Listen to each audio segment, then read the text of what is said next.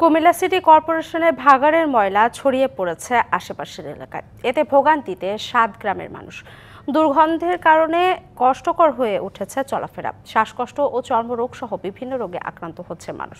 ভাগাড় উন্নয়ন প্রকল্প নেওয়া হলেও তা দেখেনি আলোর মুখ। আবর্জনা ফেলার জন্য ৪০ বছর আগে দৌলতপুরে প্রায় ১১ একর জায়গায় ময়লার ভাগাড় তৈরি করে তৎকালীন কুমিল্লা পৌরসভা।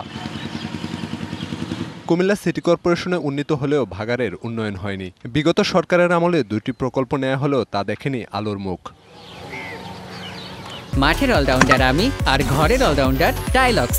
টাইলক্স টয়লেট ক্লিনার, ক্লিন মানেই টাইলক্স। এদিকে ধারণ ক্ষমতা পার হওয়া এখন বর্জ্য ছড়িয়ে পড়ছে জগন্নাথপুর, দৌলতপুর, বাসগড্ডা সহ আশপাশের ৭ গ্রামে। ময়লার দুর্গন্ধে নাবিশ্বাস মানুষের। দূষিত হচ্ছে জলাশয়ের পানি, আর প্লাস্টিক বর্জ্য পোড়ানোর ধোঁয়ায় ক্ষতিগ্রস্ত হচ্ছে জমির ফসল।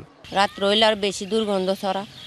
আমরা কি দাঁড়ানো বাড়ি দিয়ে কতক্ষণ রাখতে পারি? বাচ্চারাও যদি ভুল করে পানিগুলো ধরে, বাচ্চাদের গায়ে বিসি বা অ্যালার্জি এরকম চর্মরোগের মতো হয়ে যায়। ডাম্পিংয়ের কাজটা যদি করে তো সবচেয়ে এলাকার মানুষগুলোকে ভালো হবে।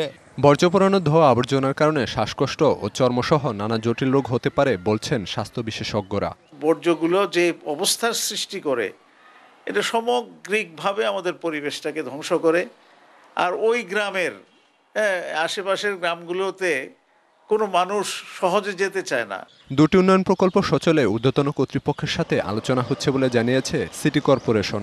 ইউডিসিজিপিতে আমরা আরও ২৫ একর জায়গার জন্য অ্যাডমিনিস্ট্রেটিভ অ্যাপ্রুভাল পেয়েছি। এখন আপাতত ১৫ একর জায়গা অ্যাকোয়ারের কার্যক্রম চলমান আছে, যেটা জেলা প্রশাসক মহোদয়ের কার্যালয়ে প্রেরণ করা হয়েছে।